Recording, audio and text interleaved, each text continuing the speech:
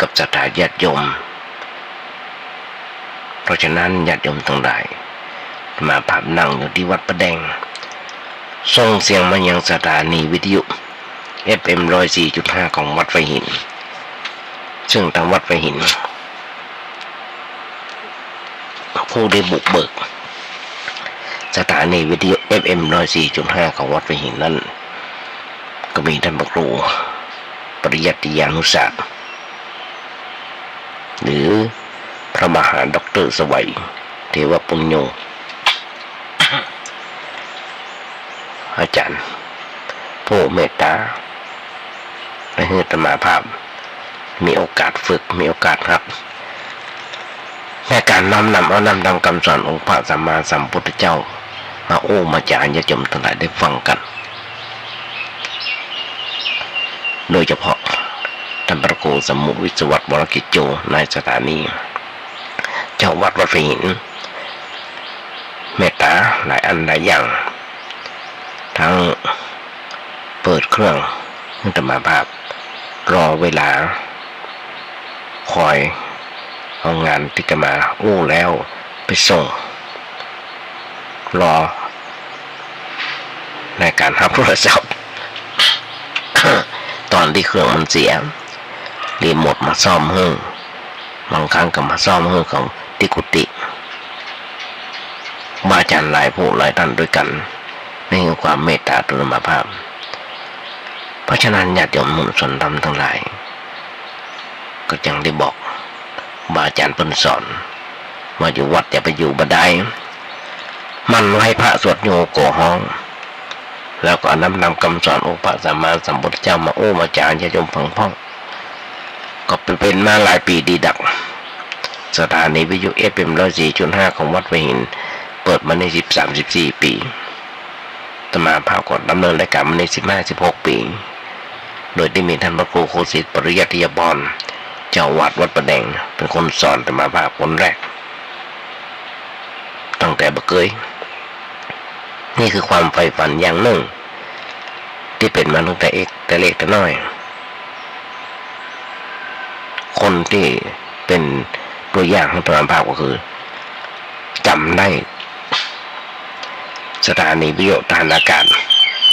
สมัยเมื่อ40-50 ปีก่อนมีหลวงพ่อพระมหาทรัพย์นดินโทเจ้าวัดวัดปังยิ้วสมัยนั้นนะดินที่ละนามเดิมเปิ้นจัดรายการทางสถานีวิทยุก็ฟังเปิ้นไปหลากวิทยุไปกินแตะหญ้าไปสุหญ้าไปฟังเปิ้นไป1 ชั่วโมงโดยเฉพาะวันเสาร์วันเสาร์วันพระวันโกนวันพระตั้งสถานีวิทยุวปท2ก็ดีมกก็ดีโดยเฉพาะวปท2ตอนนั้นคุณสว่างสิงหากญาติหรือว่าคุณวันลบนามวงหมเป็นโฆษกในรายการวิทยุยุคนั้นสมัยนั้นมีเป็นไม่ใช่ FM เป็น AM ก็ฟังเพิ่นจะกลางพรรษามาเพิ่นจะนิมนต์พระสงฆ์องค์เจ้าในเชียงใหม่หรือว่าต่างจังหวัดมาเทศน์ทำให้ฟังเอาทำเมืองมาเทศน์โดยเฉพาะพระเดินทางนักเทศน์เสียงดี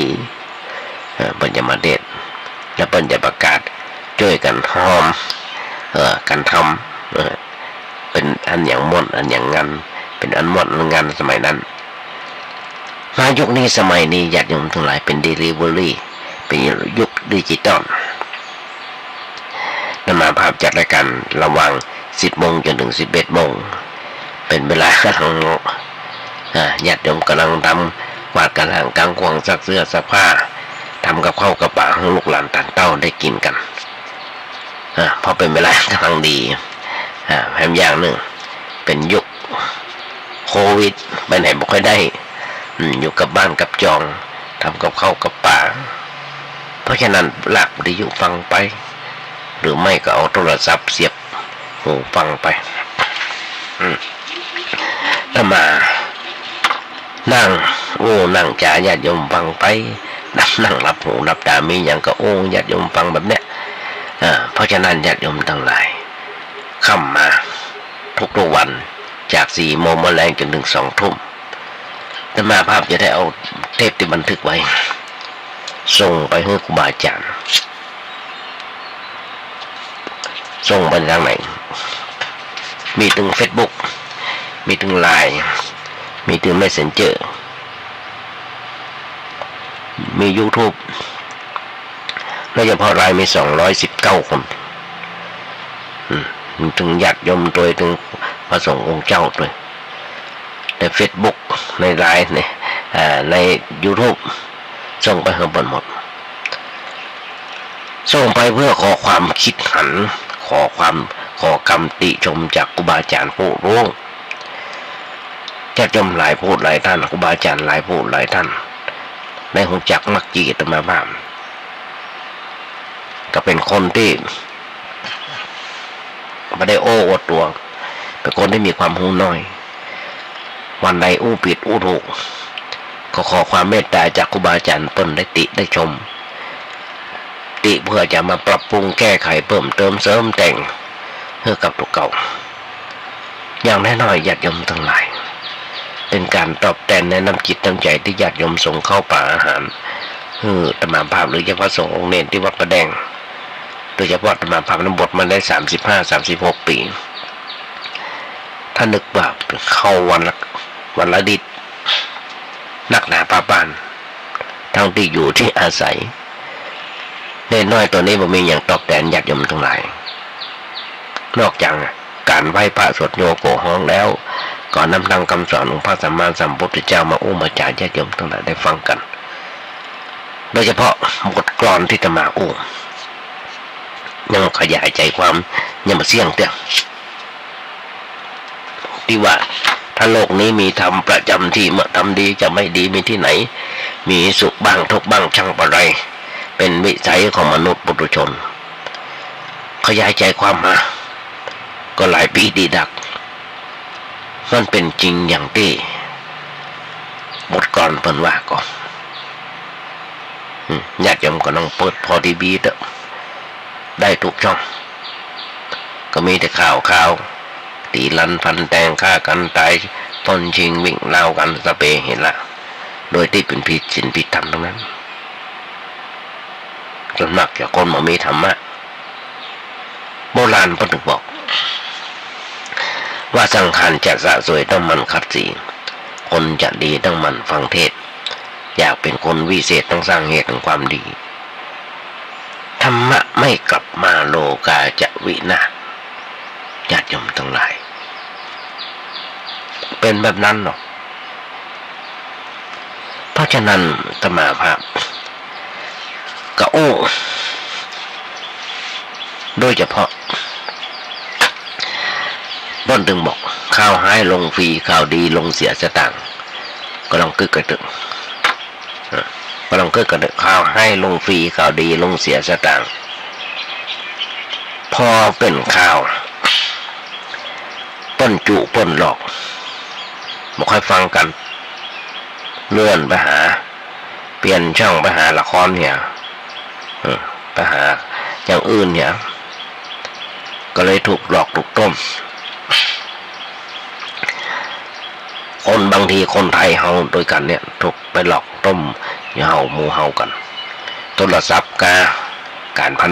นันกันเนี่ยมีหื้อทุกตัวทุกเข้าตัวดึกตัวนี่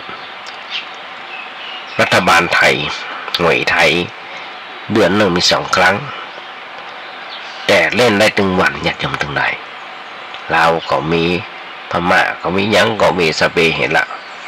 แม้กระทั่งฟุตบอลอยู่ต่างประเทศเล่นกันต่างประเทศคนไทยเขาเสียบอลได้ที่บ้านเขานี่เสียเงินได้เนี่ยญาติโยมทั้งหลายเป็นแบบนั้นหรอกมาค่อยฟังกันไอ้โทรศัพท์เปิ้นมาโทรมาจุมาหลอกหาว่าเป็นแบบนั้นแบบนี้มาฟังยิ่งเป็นแชร์ยิ่งไปใหญ่หันเหี่ยวทุกเมื่อเช้าวันเจ้าหน้าที่บ้านเมืองตำรวจทหารอะไรอย่างต่างๆเปิ้นมาเตือนมาอย่างกับเชื่อบ่ฟัง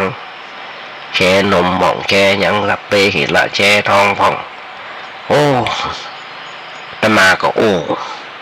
ทีวีเบิกก็มีคือพอเนี่ยมันเชื่อเดียวยังลงคารมอยู่มีมาน้อยเลยแท้ยมตั้งหลายอย่างน้อยๆเขามาระลึกนึกถึงพระพุทธเจ้าของเขาคนจะนึกถึงพระเจ้าบ่อยๆนึกถึงองค์พระสัมมาสัมพุทธเจ้าของมันบ่อยๆพระสงฆ์องค์เจ้าหมอมีหน้าที่รักษาใจรักษาตัวยาใจหมอรักษาโรคทางกายพระสงฆ์องค์เน้นก็รักษาโรคทางใจโรคทางกายสำคัญอย่างใดโรคจิตโรคใจสำคัญยิ่งกว่า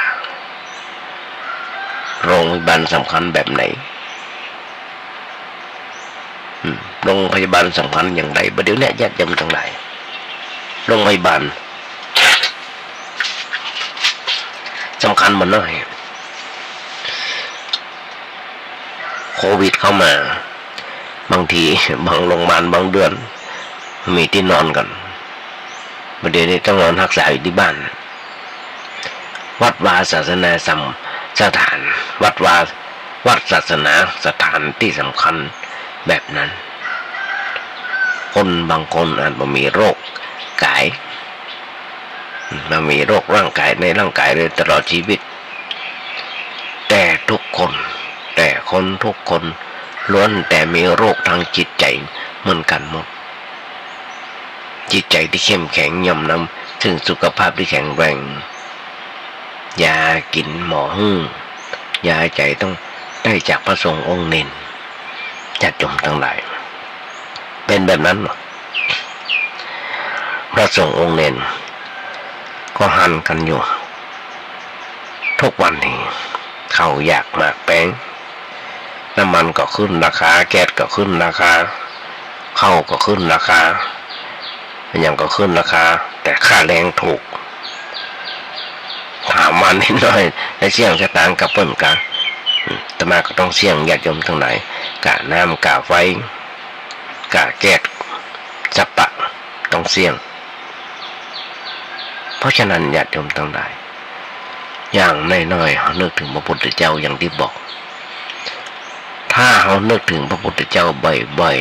ๆใจเรามั่นคงขึ้นจะหาพระพุทธเจ้าอยากจะทำงานถวายกับพระองค์ได้กำลังใจจากพระองค์อย่างเนี้ยถ้าเราคิดแล้วมันก็ได้ถ้าบักคิดมันก็บ่ได้ไปนั่งคิดแต่เรื่องอื่นเหี้ยเรื่องวิตกกังวลอย่างที่บอกเขาอยากมากแป้งหวยก็แป้ง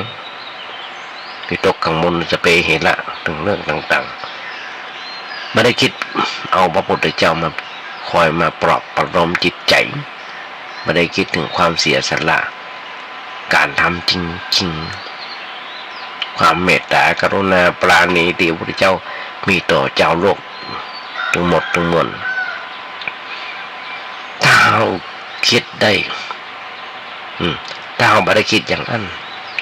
กำลังใจมันก็เหี่ยวไปเลยเพราะไม่ได้รดน้ำคือธรรมะ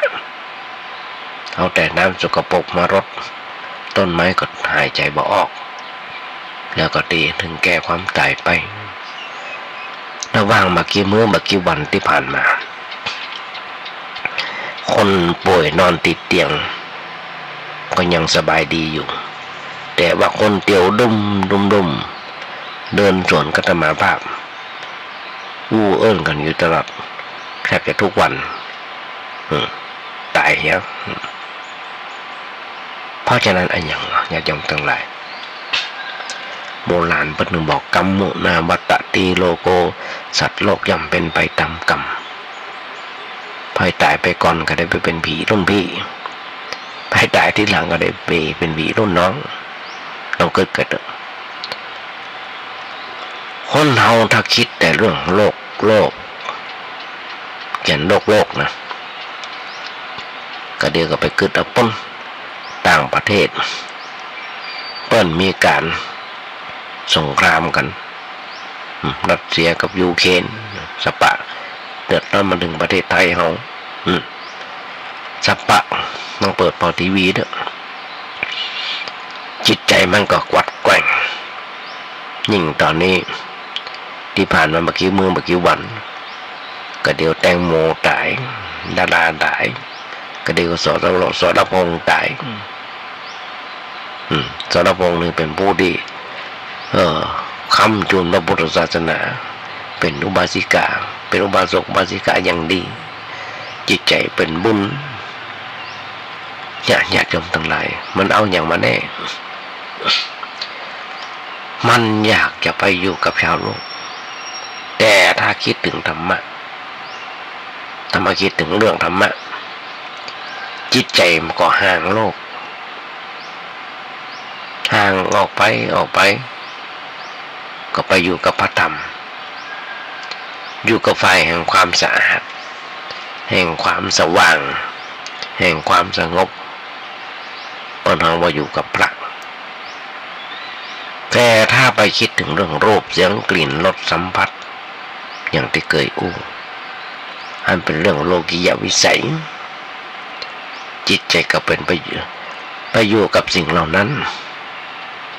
หมกมุ่นมัวเมาอยู่กับสิ่งเหล่านั้นนั่นคือบ่ออกจากทุกข์ไปได้บ่ออกจากทุกข์ไปได้การอยู่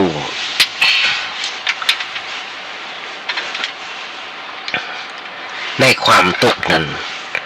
มันดีก็บ่ดีญาติโยมทั้งหลายมันจะดีหรือไม่ญาติโยมกำลังคิดพอดก็จะหันว่าอยู่กับความทุกข์อันเนี้ยมันมาดีความทุกข์108ความทุกข์108อย่างที่มีปรากฏอยู่ในชีวิตของคนเฮาทั่วไปทุกส่วนตัวทุกเรื่องครอบครัวทุกการงานทุกของประเทศชาติบ้านเมืองทุกของสังคมล้วนแต่เป็นทุกทั้งนั้นถ้าเราเกิดบาจ้างถ้าเกิดบาจ้างมันก็ถ้าเราเกิดเป็นเกิดจ้างมันก็บ่ทุกข์แต่ถ้าเกิดบ่เป็นเกิดบ่จ้างเกิดด้วยความบ่ฮู้บ่เข้าใจคือเกิดด้วยความหลงไหลเข้าใจผิดก็นั่งกลุ้ม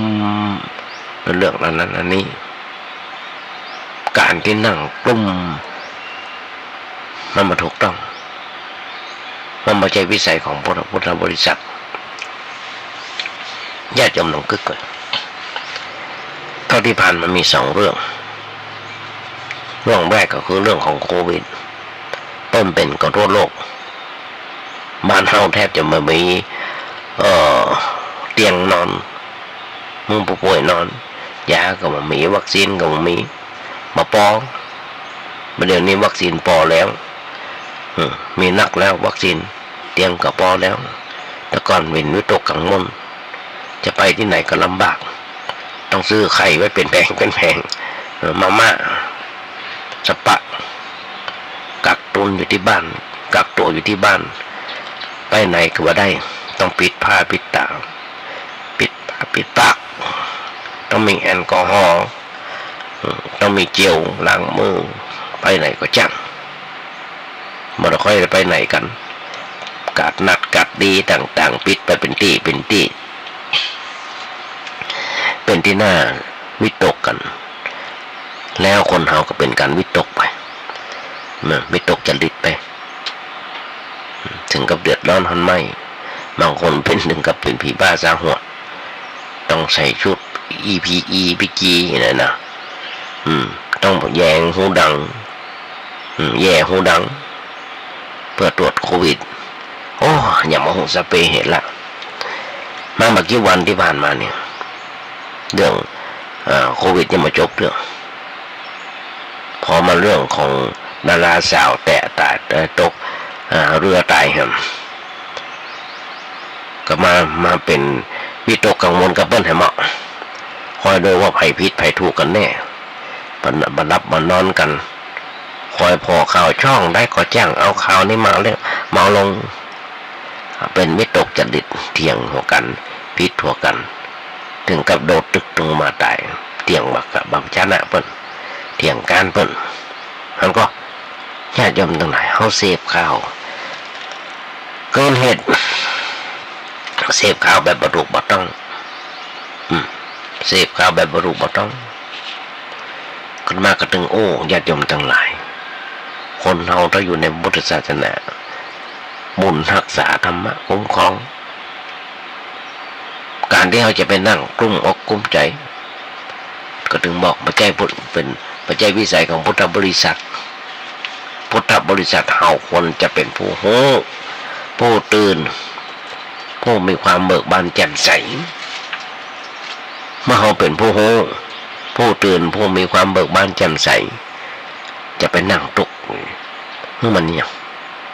กับเรื่องหมู่นี้อย่างน้อยควรจะมีสติขึ้นในขณะนั้นเปิ้นฮ้องว่าฉุกคิดขึ้นมาได้แต่ต้องดีว่านี่มันอันหยังกันอันหยังมันอยู่ในใจของเฮาเกิดเรื่องอันหยังทำไมทำไมเฮาถึงกลุ้มใจทำไมเฮาถึงไปนั่งเป็นตุกเรื่องอย่างนี้มันมาถูกต้องไปหูกับเปิ้นแล้วคนจะคิดอย่างไรแม้จะคิดในเรื่องนี้ได้เรื่องนั้นได้แต่ว่าต้องคิดด้วยปัญญาไม่ได้คิดด้วยความโง่เขลาเมาปัญญาถ้าคิดด้วยความโง่หนักกลุ้มใจถ้าคิดด้วยปัญญามันก็หมดความกลุ้มใจเพราะเราคิดด้วยปัญญานั้นมันเกิดเข้ามาในใจนั่นเองถูกต้องว่าความทุกข์คืออันหยังทุกข์นี่มันมาจากอันหยังทุกข์นี้เป็นเรื่องแก้ได้โดยวิธีใดโดยวิธีการสอบสวนทวนความถึงปัญหาคือความทุกข์จนเข้าใจว่าอันหยังเป็นตัวอันหยังเป็นอันหยังแล้วเฮาก็บ่ต้องกึดเพื่อเป็นทุกข์ต่อไปทุกเรื่องนี้ญาติโยมทั้งหลายคนหลายท่านต้องกึดอย่างเรื่องแตงโมนางสาวบณิดาเนี่ยนะเฮาก็บ่ต้องไปกึดกับเพิ่นก็ต้องบอกข่าวให้ลงฟรีข่าวดีลงเสียสตางค์เรื่องความทุกข์ในชีวิตประจำวันอันนี้แหละที่สำคัญพระเจ้าบอกปัญหามันเป็นปัญหาเขาต้องหามันนะญาติโยมทั้งหลายเขามาหามันเอาบ่ฮู้เรื่อ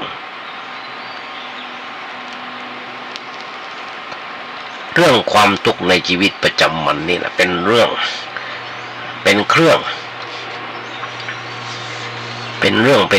ป้องวัดการปฏิบัติธรรมของพวกเราญาติโยมหลายท่านได้ฟังไ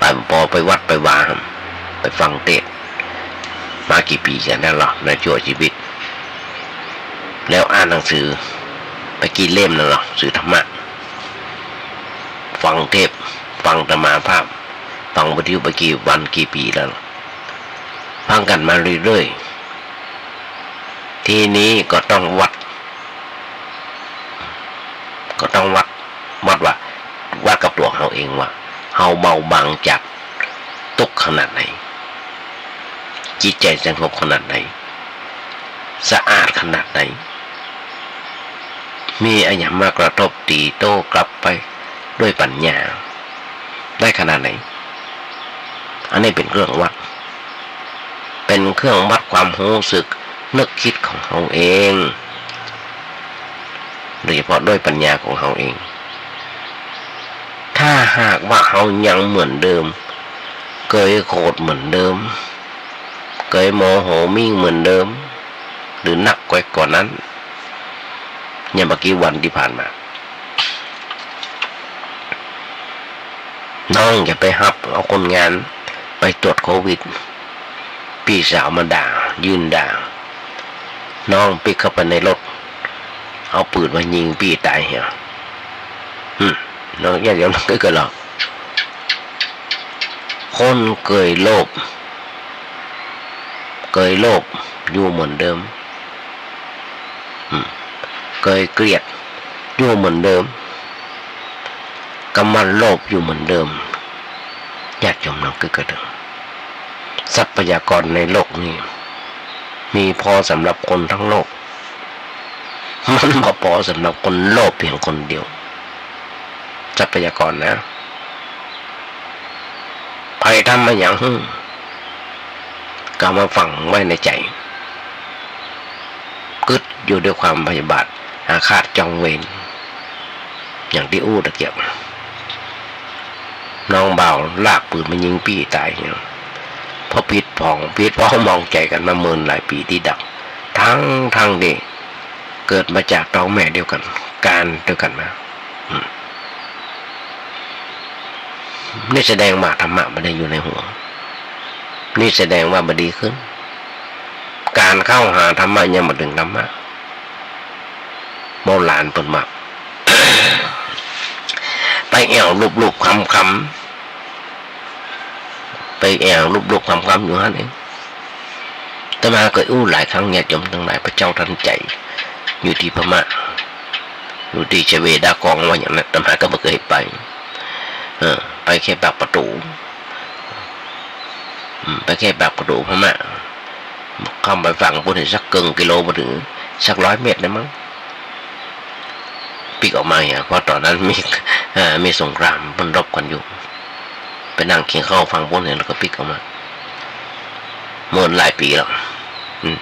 หลายปีดีดักแล้วจ้าจำนังเกิด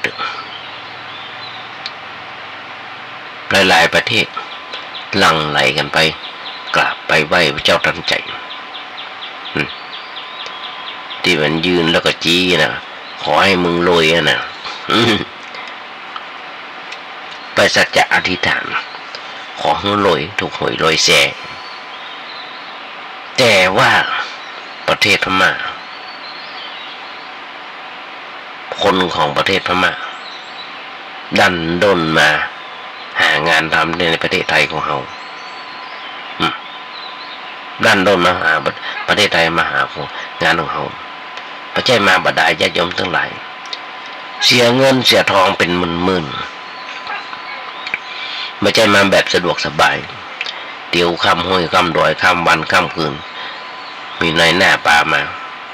ตำรวจแนบยับได้ต้องส่งปีคืนไปแล้วในประเทศไทยของเขามีต่างด้าวเช่นพม่าเขมรมีเป็นหลักล้านจังหวัดเชียงใหม่นี่ก็มีนักเพิ่นมาทำมาหากินหาเงินหาทองส่งเงินส่งทองไปบ้านปิกไปบ้านไปประเทศเพิ่นแต่เฮาคนไทยต้องไปขออธิษฐานไปขอพระเจ้าทันใจประเทศพม่าเพื่อให้มีความรุ่งเรืองถูกหวยรวยแส เป็นอย่างที่แปลกถ้าศักดิ์สิทธิ์จริงๆประเทศพม่าคนของพม่าบนหัวเข้ามาบ้านเขามาหาเงินหาทองบ้านเขาต้องเกิดกันให้ดีอย่าอย่างทั้งหลายเนี่ยพี่น้องว่าแอวรูปคำอยู่ข้างนี้มาเปิดออกสักเตื้อมาเปิดพอสักเตื้อมัวแต่รูปคำอยู่นั่นนะแล้วมันจะได้อันอย่างขึ้นมาเราก็ต้องวัดเราเองพ่อวัดตัวเขาว่าเมื่อตะก่อนกับบัดเดียวเนี่ยเป็นอย่างไรตะก่อนเขาสภาพจิตเป็นอย่างไรบัดเดียวในสภาพจิตของเขาเป็นอย่างไรตะก่อนเวลาอันอย่างมากระทบเขาเป็นอย่างไรบัดเดียวนี่เป็นอย่างไรเพราะฉะนั้นอยากจะตั้งหลายเรามาเกื้อกูลสักกันสักหน่อยมีสติหูตันหูเต่าต่อสิ่งที่ได้สิ่งหลายอย่างตามสภาพที่มันเป็นจริงอย่างไรหรือไม่อันนี้เป็นเรื่องทดสอบตัวเราเองถ้าเรา ก็ต้องสอบจริงๆแล้วเราต้องสอบจริงๆอย่าอยู่อย่างมาได้สอบถามตัวเก่าสอบถามตัวเก่าว่าเขามีสภาพจิตใจดีขึ้นก่อตอนที่ผ่านมาในชีวิตของเราแต่ละคนอย่างเช่นโรคโควิดมันเข้ามาในบ้านของในจองของเราถ้าเราบอกไปหลงเรื่องของความประมาทขาดสติไปหลงในอบายมุขอบายมุขเป็นบ่อเกิดแห่งความชิบหายครับพับเทคบาการพนันอย่างต่างๆญาติโยมลองคิดก่อนอย่างเช่นบ่อนไก่บ่อนพายบ่อนไฮโลอะไรอย่างต่างๆหมดเนี่ยเอาไปติดโควิดอย่างปอเตือกเสียเงินเสียทองแฮมเสียเวลาแฮมตำรวจเพิ่นจับเพิ่นยับไปเสียเงินเสียทองแฮมย่ำปอไปปอเสียแผวชื่นนามสกุลวะเป็นแบบนั้นหรอ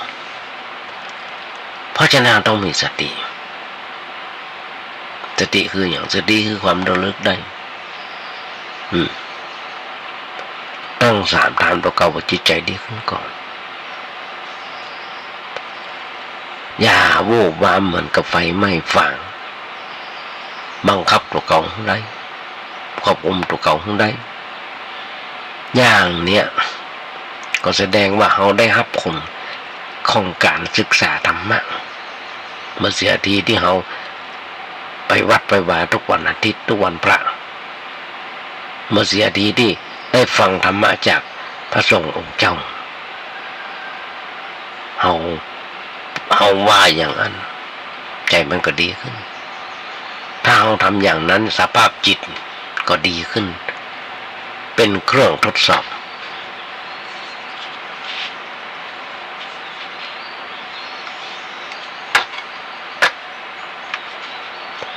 การทดสอบเราก็ต้องไปคลุกคลีกับเจ้าบ้านเจ้าเมืองไม่ใช่ว่าหูธรรมะแล้วโอ้เราบ่ต้องไปเราก็ไปอยู่เงียบๆโบราณพวกหนีเลยหนีไปอยู่คนเดียวอยู่ในป่าคนเดียวอยู่ในห้องคนเดียวอันนั้นมันถูกต้องญาติโยมทั้งหลายอย่างที่เคยโอ้ญาติโยมทั้งหลาย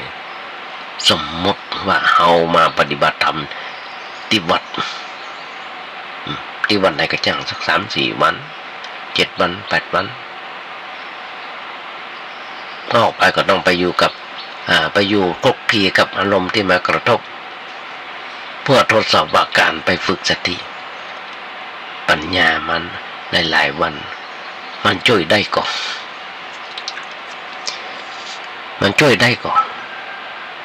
ถ้า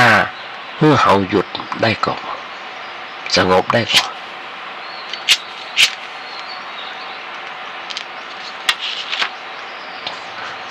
มีอะไรอย่างมากระทบก็ชะงักหยุดมันได้มาโอ้วามาเร่าร้อนยินได้เมื่อภัยมาว่าอย่างนั้นเด้อยิ้มได้เมื่อภัยมาอันเด้อแม้อันอย่างมากระทบก็ยิ้มฮับไว้ได้ด้วยความชื่นบานมาแสดงอาการตอบโต้ออกไปเหมือนกับคนที่เคยเป็นเครื่องทดสอบไม่ใช่ว่าปฏิบัติแล้วต้องไปเก็บตัวเงียบมีคนมาโอ้บ่อยๆบอกว่าพยาเขาจะอยากอยู่เงียบๆทำไมไม่อยู่เงียบๆญาติโยมทั้งหลายคนเขาทุกคนมีความต้องการหลายสิ่งหลายอย่างเหมือนกันทุกคนญาติโยมทั้งหลายต้องเกิดก่อนเราเกิดกว่าเล่นๆอาตมาเด้อว่าคนเราต่างปรารถนาทุกคนต่างปรารถนาให้เกิดสิ่งดีๆขึ้นในชีวิตเช่น ได้โจกได้ลาภมีเกียรติยศประสบความสำเร็จการงานก้าวหน้าเป็นต้นแต่สิ่งเหล่านี้ไม่ใช่หลักประกันแห่งความสุขที่แท้พ่อแม่ได้มาแล้วก็ยังเป็นทุกข์ได้ไม่ใช่ว่าจะมีความสุขเสมอไปเช่นถ้าได้น้อยกว่าคนอื่นก็บ่พอใจและความร่ำรวยเพียงใดขนาดไหนโดยเป็นพันล้านหมื่นล้านก็โน่นนี้ไม่ใช่ว่าบาแก่บาเจ็บบาตายเราจะจำทั้งหลายเลยนนแต่สูญเสียคนหักท่านเขาจะยมที่ผ่านมาผู้ที่มีความเคารพนับถือผู้มีชื่อเสียงหลายคนที่จากไปทั้งที่อยู่ต่อไปจะเป็นผู้คุณูปการกับประเทศชาติกับบ้านกับเมืองกับครอบครัวและความสุขที่แท้มันขึ้นอยู่กับอย่างญาติโยมทั้งหลายแต่หมายว่ามันขึ้นอยู่กับการวางใจอย่างถูกต้องถ้าวางใจเป็นมาว่าอย่างเพราะว่าใครจะได้นักกว่าเขาเขาก็มีความสุขความพอใจในสิ่งที่มียินดีในสิ่งที่ได้ถึงแม้จะประสบความผันผวนปนแปรในชีวิตอย่างใดอย่างประเดี๋ยวนี้มันปนแปรผันผวนทำมาค้าขายก็ฟืดก็เครื่องทำมาหากินก็ฟืดก็เครื่องอันอย่างกระปุกกระแป้งแต่ก่อนเติมน้ำมันรถเครื่อง20 บาทประเด็นต้องเติมเป็น100นั่นก็ใจที่พอเป็นห้าก็มาวันไว้ใจเป็นปกติเพราะหูดีว่ามันเป็นธรรมดาของชีวิตใจที่พอเป็นและหันตรงโบราณว่านั่นคือหลักประกันแห่งความสุขที่แท้ทำไมญาติโยมทั้งหลายก็เขาสามารถบงการให้มีสิ่งดีๆเกิดขึ้นกับชีวิตของเราได้ตลอดเวลารวมทั้งสามารถควบคุมสิ่งแวดล้อมเป็นไปตามใจของเขาได้เพราะฉะนั้นสิ่งร้ายๆสามารถเกิดขึ้นกับเขาได้เสมอแต่ถ้าเขาสามารถวางใจได้อย่างถูกต้องมาว่าอย่างจะเกิดขึ้นก็มาทำให้เป็นทุกข์ได้ถ้าเขาดูแลรักษาใจให้ดีย่ำประวันกลัวว่าจะมีอะไรอย่างเกิดขึ้นแม้มีเหตุร้ายเข้ามากระทบก็ปล่อยให้มันไปถึงใจจะไปให้มันกระเทือนไปถึงใจทั้งยังสามารถหาประโยชน์จากมันหรือว่าเปลี่ยนร้ายให้กลายเป็นดีได้อยากจำลองกึกก่อนนะเพราะฉะนั้นคนเราจิตใจที่เข้มแข็งย่อมนำสุขย่อมสุขอย่างสุขภาพกายที่แข็งแรงยากินหมอยาใจต้องพระอย่างที่บอกมีคนมาโอ้บ่อยๆอยากจะอยู่เงียบๆต้องไปสู่บ้านไปสู่ที่บ้านไปสู้เย่ไม่ใช่ไปสู้ที่บ้านก็เดือดร้อนกันไม่หมดที่บ้านส่วนมากคนเข้าวัดเข้าว่ามีความทุกข์หลายอันหลายอย่างอยากแสวงหาความสุขแบบเงียบๆที่วัดบางทีก็ได้บางทีก็ไม่ได้สู้ที่เงียบแล้วมันจะได้อะไรอย่างเปรียบเสมือนเขาหัดมวยแล้วบอกก้นตีบนเวทีแล้วจะรู้ได้อย่างไรว่าเขาเก่งขนาดไหนมันต้องขึ้นชกขึ้นตีบอกขึ้นชกแล้วมันจะรู้กับว่าเก่งอย่างไรต้องตีกันพ้องชกกันพ้องไปอยู่บ้านนั่นแหละบางคนจมบ่ไหวครับเรื่องมาก รื่องมากน่าดีจะได้ต่อสู้จะได้ทดสอบตัวเก่าว่ามีปัญญาขนาดไหนมีความอดทนขนาดไหนมีไอ้อย่างขนาดไหนไปต่อสู้ด้วยสติปัญญาอย่ามาอยู่วัดเลยไปสู้มันสู้ให้ได้ก่อนเอาชนะให้มันได้ก่อนแล้วก็มาอยู่วัดญาติโยมทั้งหลายต้องที่ผ่านมาโมที่สื่อไปลาสิขาลาเพศไปหายไปทุกไหลหายไปทุกไหลมาหันปิกมาสักเดือนมาสักเดือนไปดีดเนอะขนาดถึงก็เป็นมหาปรริญญาธรรม8-9 ประโยคหายแซบหายซอยเนี่ยจำนวนคือกันนะ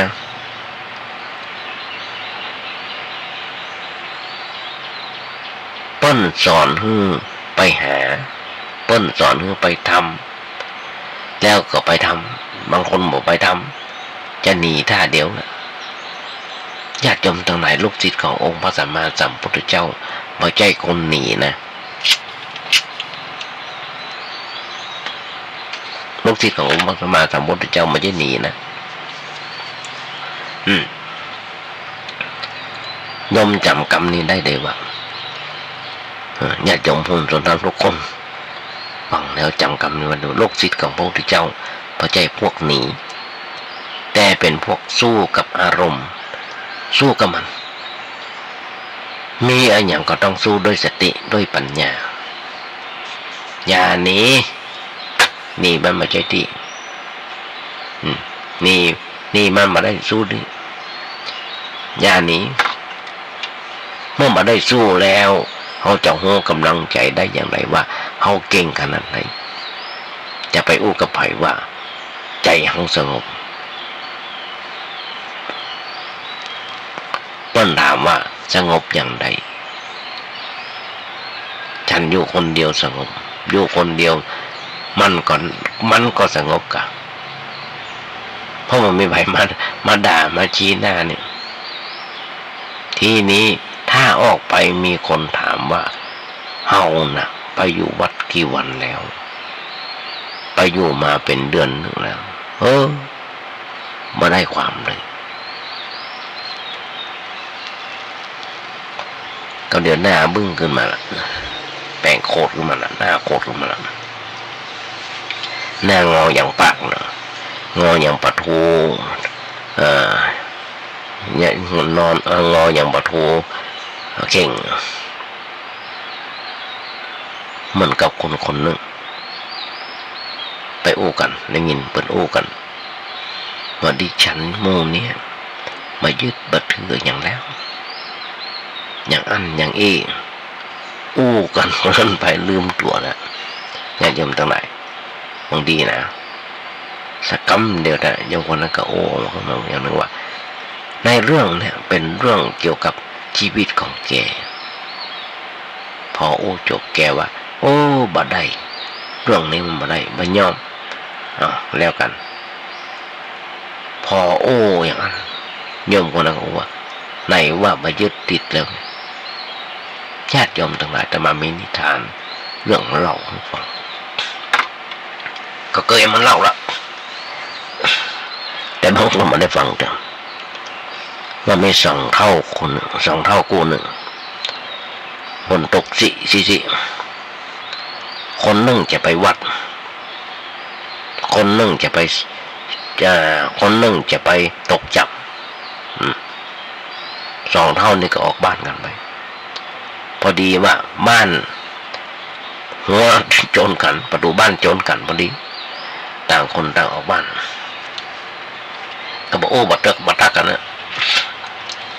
ต่างโหกันพอต่างโหกันคนหนึ่งก็ไปวัดฟังธรรมคนหนึ่งก็ไปนั่งจำป่าไปนั่งตกจำบังเอิญว่าเหมืองอยู่ใกล้วัดอยู่ข้างหัววัดคนตกจำตั้งอกตั้งใจตกจำไปก็ฟังพระเจ้าเทศธรรมในวัดไป เปิ้นบ้านนะโมตัสสะก็ฟังว่าได้เปิ้นโอ้ยังก็จำไว้บังเอิญว่าคนเฒ่าได้อยู่ในวัดเกิดอิจฉาถ้าวันนี้เราไปตกจำกับญาณเอาได้ป่าไปแอบล้ำเป็นดีข่อยมันมาฟังธรรมนี่วันศีลใหญ่ได้แต่กลับไปนั่งตกจำแต่เฮาต้องมานั่งฟังธรรมทุกเจ้านั่งทำบุญเนี่ยจนในที่สุดญาติโยมทั้งหลายต่างเลิกลาครับเสร็จเรียบร้อยโยมฟังธรรมในวัดกับปิกบ้านโยมที่ไปนั่งตกจำกับปิกบ้านเมื่อกี้วันจม2 คนนี่ก็ตายคนที่ตกจำกลับได้ไปเกิดอยู่บนสวรรค์คนที่ฟังธรรมกลับได้ไปตกนรกทำไมอันนี้เป็นนิทานนะก็คนติดอยู่ในวัดไปกึดแต่ในอบายมุขในเรื่องธรรมะหากินกับฆ่าสัตว์ตัดชีวิตแต่คนนั่งตกจำกึดถึงธรรมะเมื่อตายถึงเวลาตายนึกถึงพระพุทธเจ้านึกถึงพระธรรมคำสอนของพระสัมมาสัมพุทธเจ้านั่นเป็นคำว่าพุทโธธัมโมสังโฆอารมณ์นั้นเป็นได้ไปเกิดบนสวรรค์พอตายแล้วแต่อารมณ์ด้วยจิตที่คิดฆ่าสัตว์ตัดชีวิตนั้นกลับไปตกนรกเนี่ยญาติโยมทั้งหลายเป็นธรรมะเนาะญาติโยมทั้งหลายแล้วเก็บเข้ามาในจิตเป็นสุขไปได้ที่ทุกสถานที่อยู่ป่าก็เป็นสุขอยู่วัดก็เป็นสุขอยู่แม่น้ำตกจำอยู่ก็เป็นสุขอยู่ในบ้านก็เป็นอย่างนั้นเพราะฉะนั้นอยากจะเรามาเรียนมาศึกษาก็เพื่อเอาไปใจสู้เอาไปสู้นะไม่ใช่เอาไปเพื่อจะหนีโยมหลายคนที่เข้าใจเรียนแล้วจะหนีจะไปอยู่คนเดียวอยู่ได้อย่างไรอยู่คนเดียวมันต้องอยู่ในสังคมอยู่กับครอบครัวอยู่กับลูกกับหลานอยู่ร่วมงานกันกับไผ่แล้วเขาบ่เป็นทุกข์เพราะการอยู่ร่วมกันกับคนเหล่านั้นนั่นแหละคือประโยชน์ของธรรมะพอใจเรียนธรรมะแล้วเก็บตัวเข้าป่าเข้าดงใหญ่มาไปสู้กับไผ่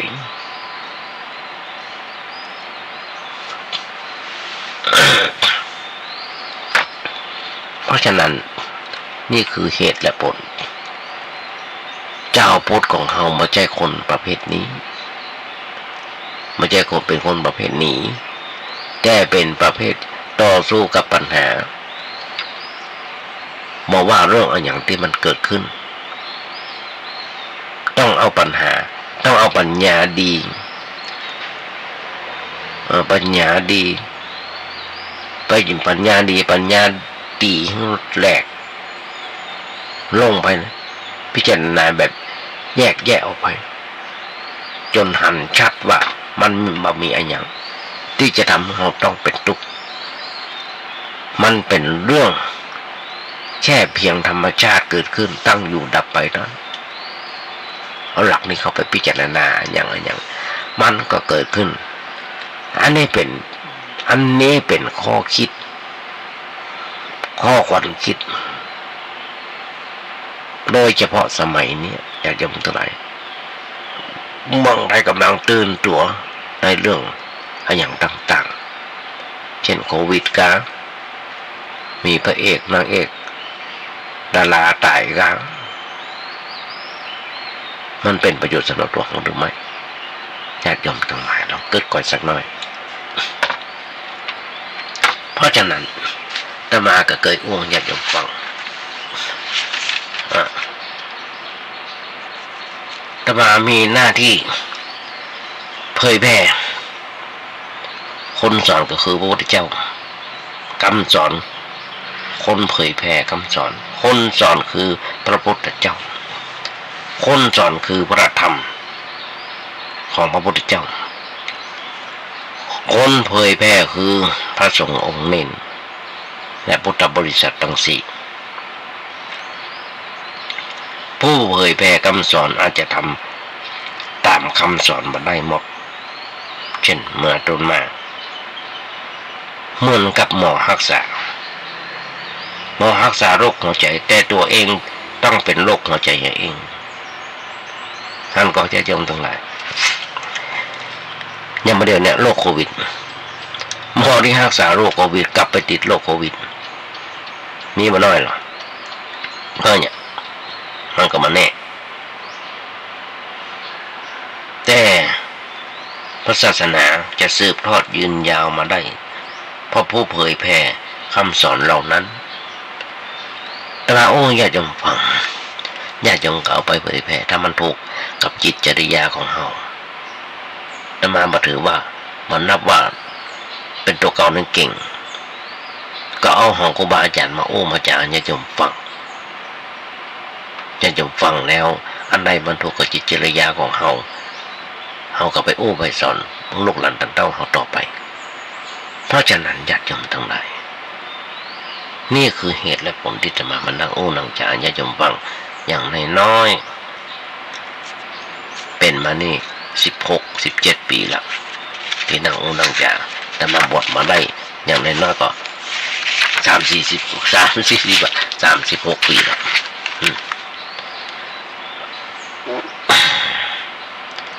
คนเฮานะญาติโยมทั้งหลายบ่จำเป็นที่กึดทุกคำแต่กึดทุกคำที่ต้องฝากไว้กับศรัทธาญาติโยมทั้งหลายด้วยถ้าในการมาในญาติโยมทั้งหลายเดี๋ยวพอเวลาก็จะหมดแล้วต้องนำรายการนี้จากไปจะมาขยายใจความให้ญาติโยมฟังในเรื่องของบทกลอน2-3 บทว่าโลกนี้มีสัมประจำที่เมื่อทำดีจะไม่ดีมีที่ไหนมีสุขบ้างทุกบ้างช่างปะไรเป็นวิจัยของมนุษย์ปุถุชนแล้วบทหนึ่งเพิ่นบอกว่าสังขารจะสะสวยต้องมันกัดสี่คนจะดีต้องมันฟังเทศอยากเป็นคนพิเศษต้องสร้างเหตุแห่งความดีธรรมะไม่กลับมาโลกาจะวินาทันได้อยู่ญาติโยมต้องได้ธรรมะบ่กลับมาโลกามันจะวินาศขนาดไหนขยายใจความญาติโยมฟังได้แบบนี้เพราะฉะนั้นวันนี้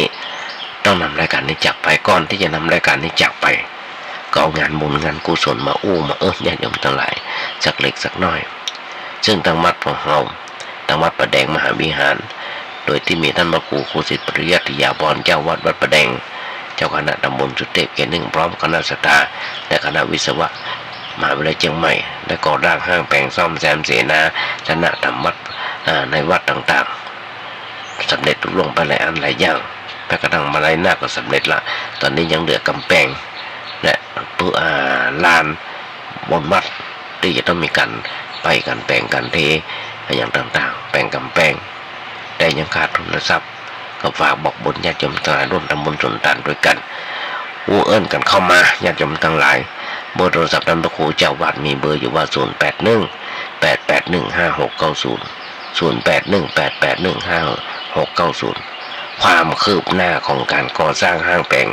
ญาติโยมทั้งหลายพอได้ใน Facebook ในน้อยสังเหลือหรือว่า Facebook วัดประแดงหรือว่า Facebook ของท่านพระครูสิทธิปริยัติยาพรฟังพอเพิ่นได้ว่าความคืบหน้าไปถึงไหนแล้วเป็นอย่างไรเราจะต้องช่วยกันอย่างไรโทรศัพท์ไปถามเพิ่นได้ท้ายรายการวันนี้ญาติโยมทั้งหลายกราบขอบพระคุณในน้ำจิตน้ำใจของท่านพระครูปริยัติยานุศาสตร์ผู้ก่อตั้งผู้เริ่มบุกเบิกในสถานีวิทยุFM 104.5ของวัดประหินที่อาตมาได้มีโอกาสได้ฝึกได้หัดในการดำเนินในการวิทยุพร้อมกันนี้ญาติโยมทั้งหลายผู้มีความเมตตาธรรมภาพคือท่านพระครูสมุวิศววรกิจโจในสถานี